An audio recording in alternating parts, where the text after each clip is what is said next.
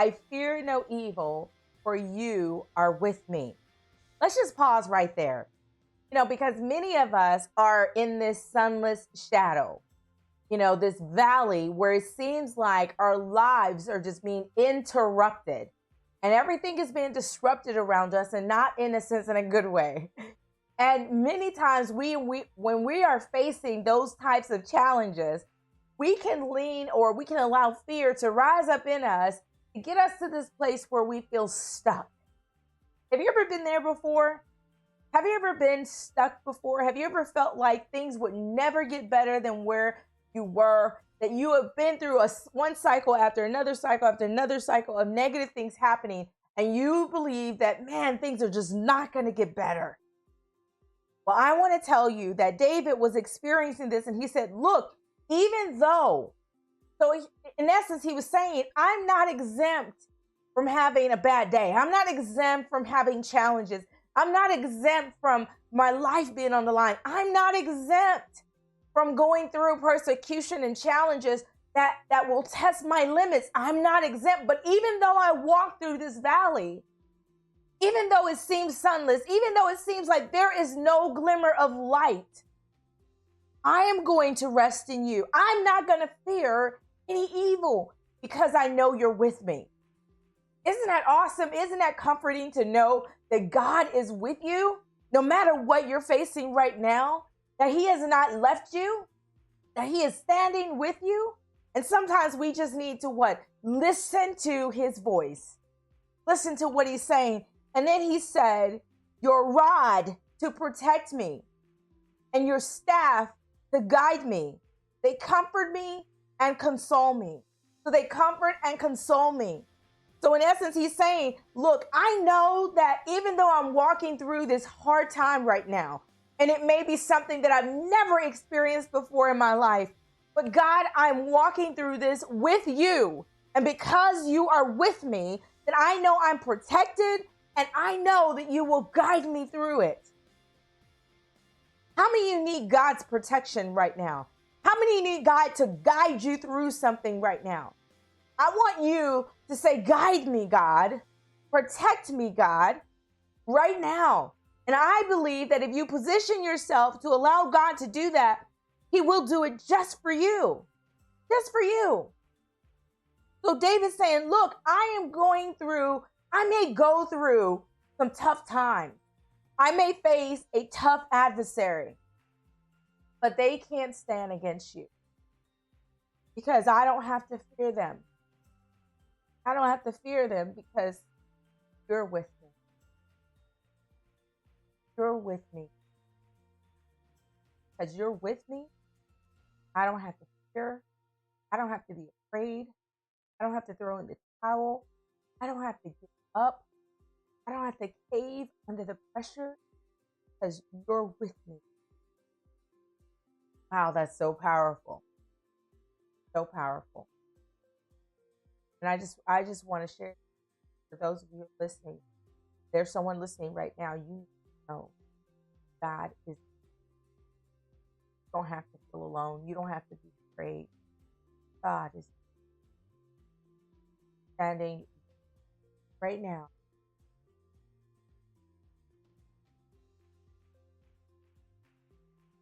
Your rod to protect, your staff to guide me. They comfort me. Then he goes on in verse 5 to say, you prepare a table before me, the present I am prepared. For I can the very presence of those who want to devour me. Don't seek my good, who are looking for an opportunity to do me wrong, treat me wrong, put me in a box.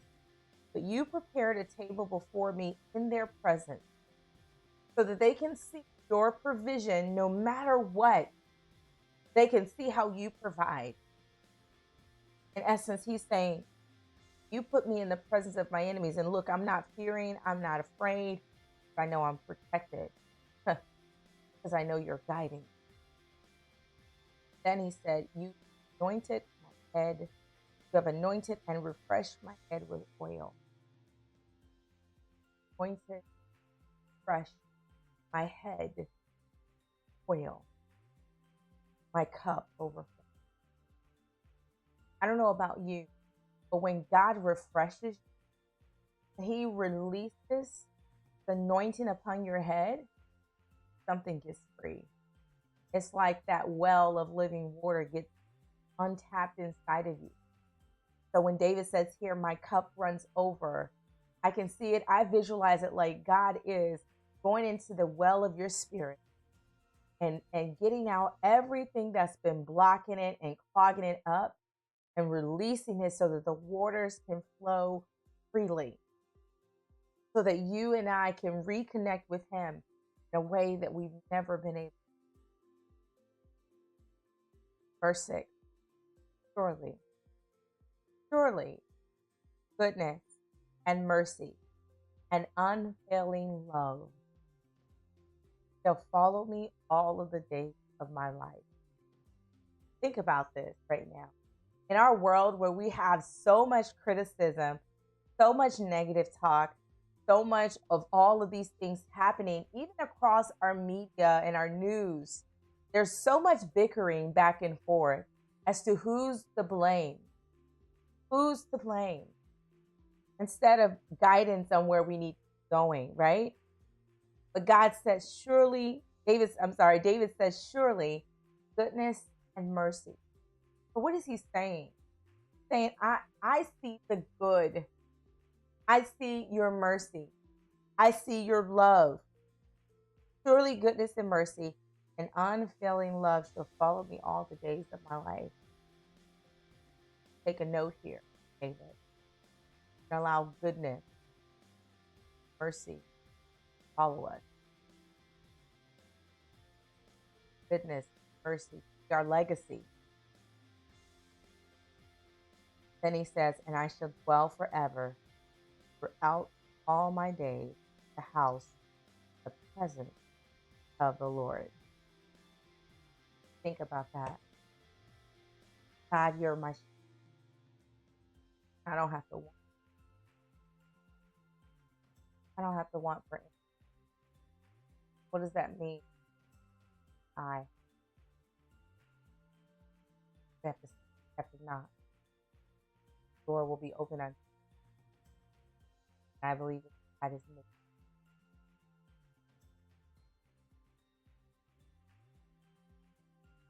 Those doors are being opened, opportunities are being presented, ways that they've never been presented before. This is a great time. It's a great time for God to arrive, for us to let Him in. I believe it's the right time. Go forth, God. You don't have to be afraid. You don't have to be fearful.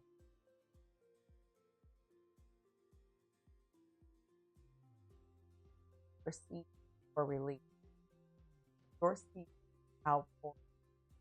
This is your divine. Let God guide all of your. God is for you. Guess what? His Lord, He loves you.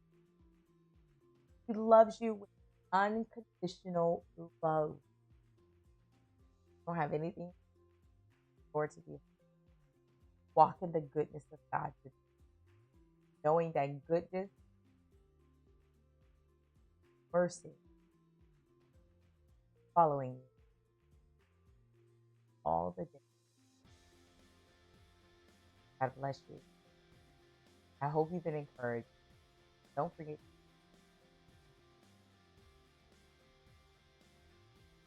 Ask God. I want you to put that in the comments. God,